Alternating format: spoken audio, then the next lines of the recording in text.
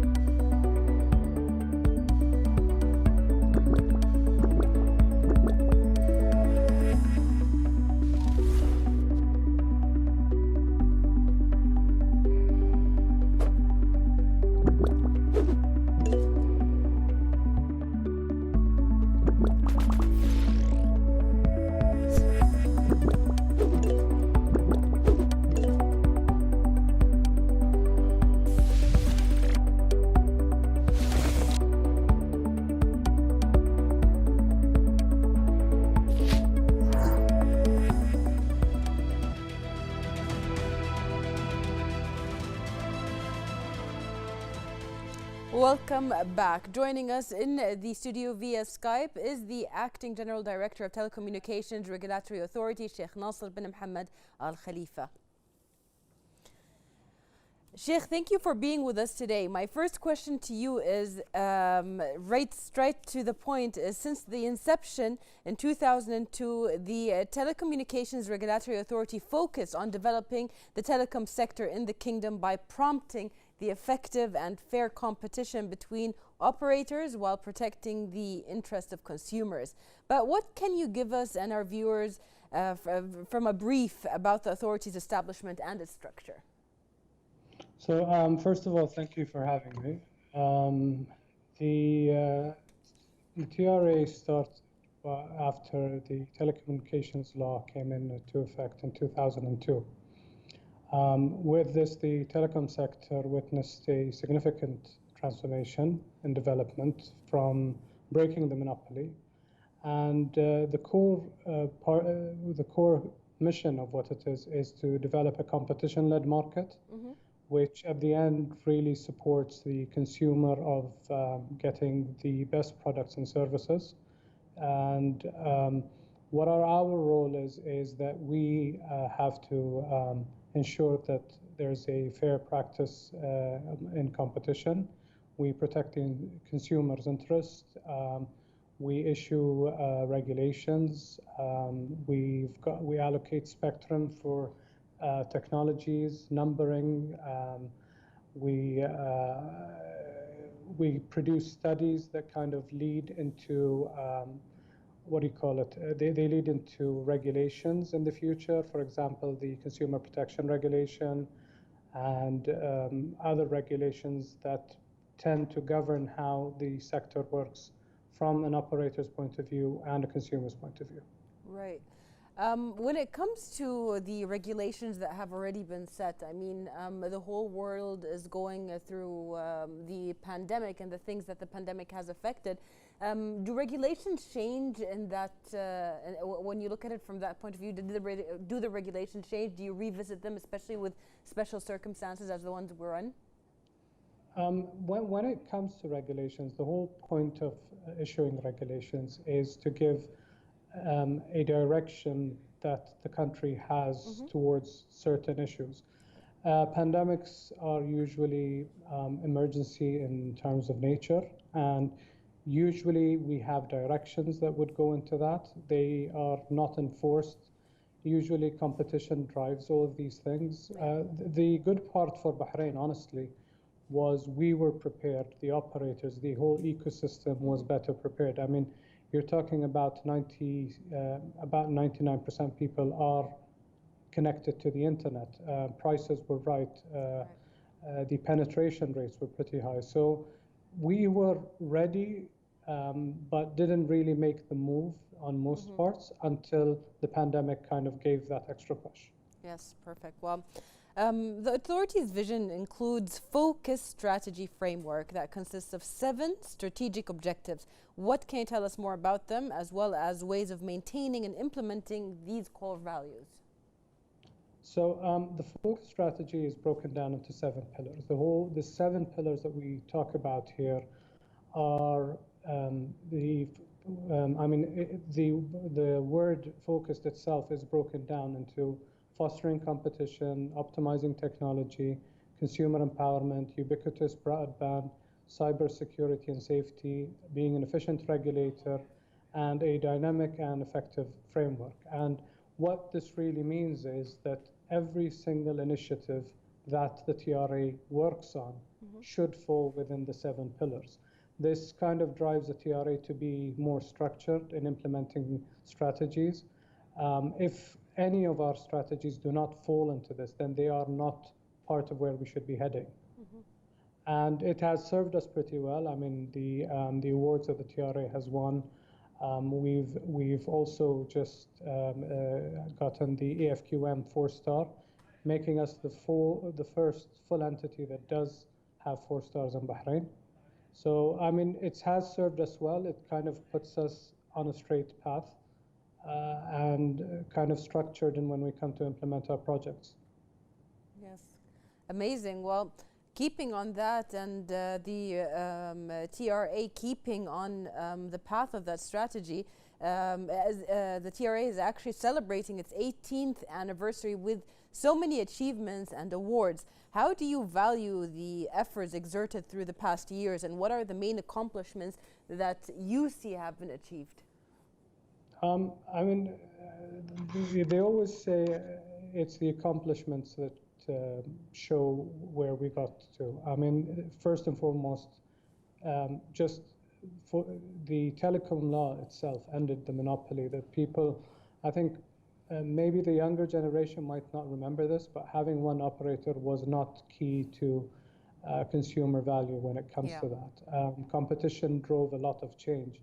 So in 2003, we had the second mobile operator come in. By 2010, we had 3 full-fledged service providers in Bahrain. As of now, we have 25 operators that are providing services in Bahrain on different products and services.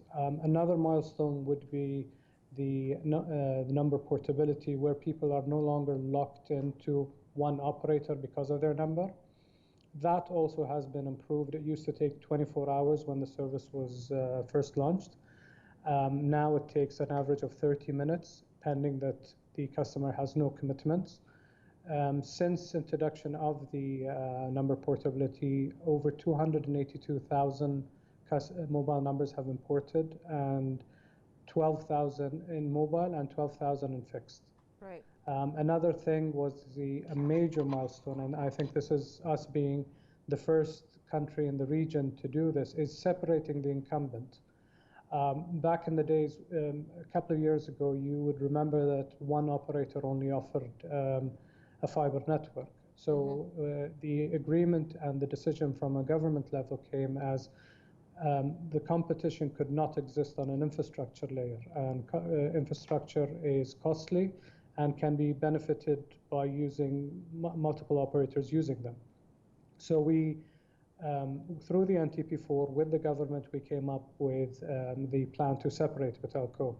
In a nutshell, to keep it simple, the NTP4 has put a target of 95% of fiber coverage to households at a minimum speed of 100 megabits per second, and 100% for businesses at a minimum speed of 1 gigabits per second.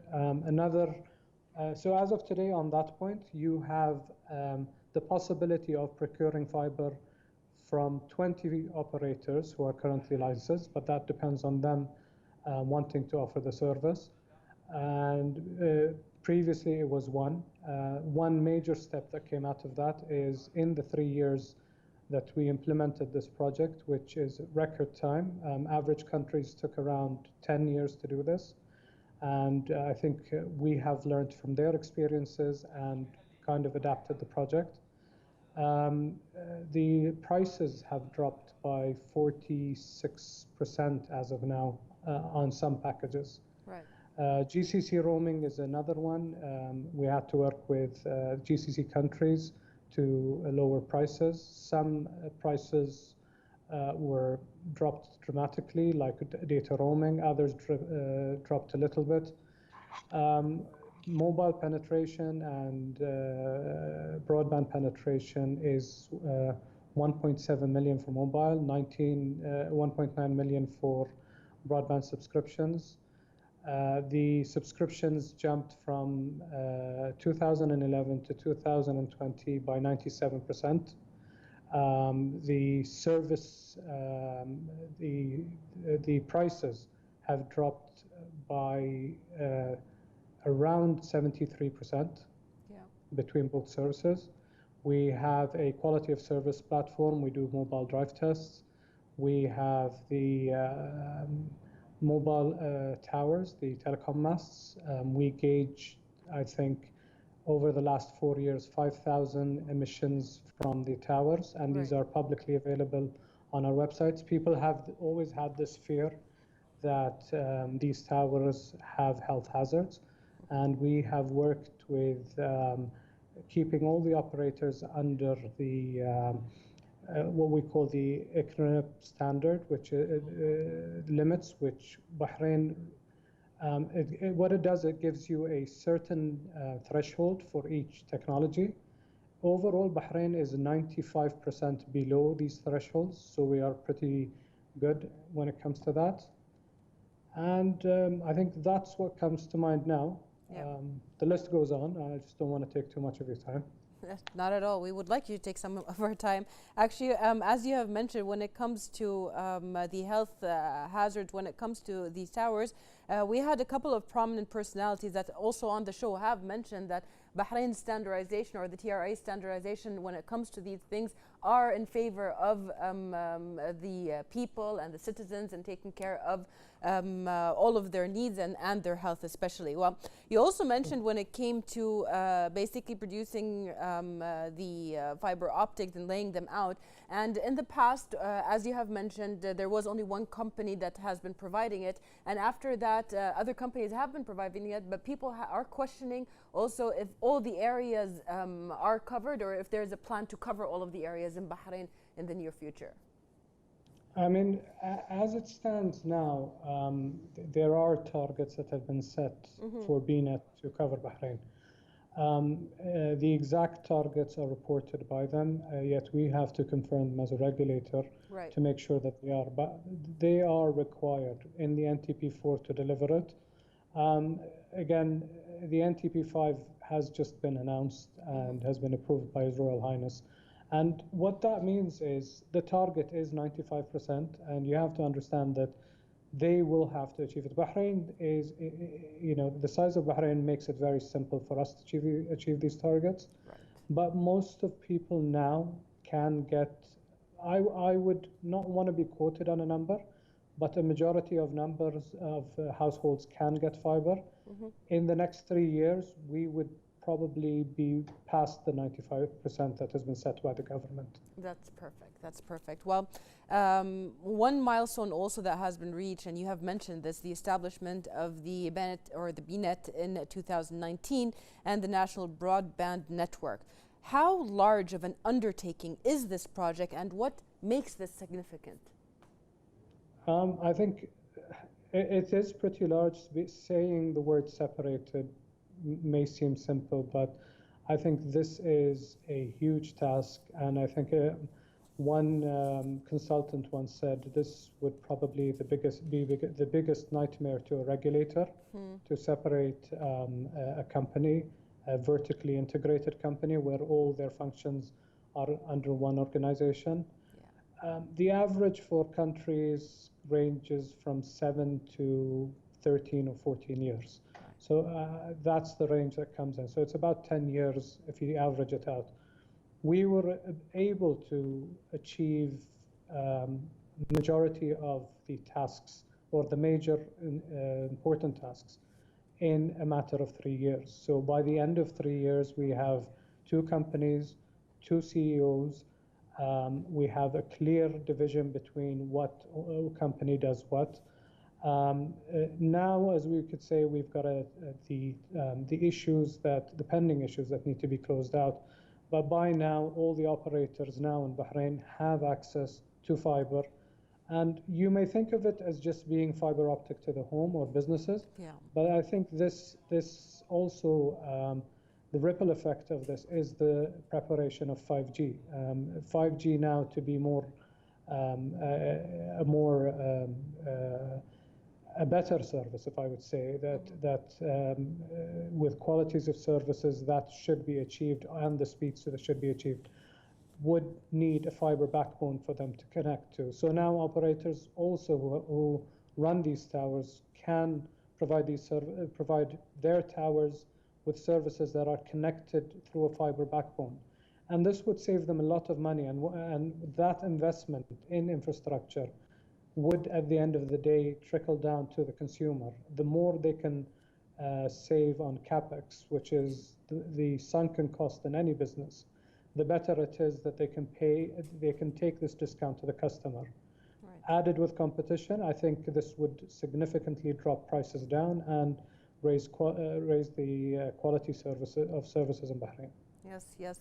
Well, you've hit a couple of points that we're going to talk about, but before accomplishing the achievements that you have mentioned, it is definite that various initiatives were launched and many procedures were taken in collaboration and support of different local and international institutions.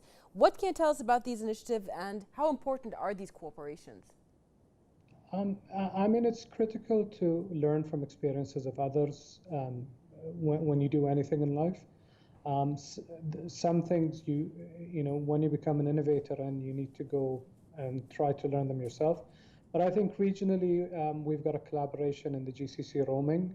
This would have not been achieved if it wasn't for the GCC regulators, the GCC working group. There are targets to improve communications in the GCC. So things are, the roaming, GCC roaming is one step. The next steps coming over would be critical. There are initiatives, some we can disclose, some we can't, but I think the best is yet to come when it comes to being in the GCC in terms of connectivity, prices, and everything. Thank you very much for being with us and answering our questions. And that was Acting General Director of Telecommunications Regulatory Authority, Sheikh Nasser bin Mohammed Al Khalifa. And we are sure the TRA will continue to prove itself as a role model for telecommunications regulations in the region. Thank you for watching, and see you next week in another episode of Inside Edition.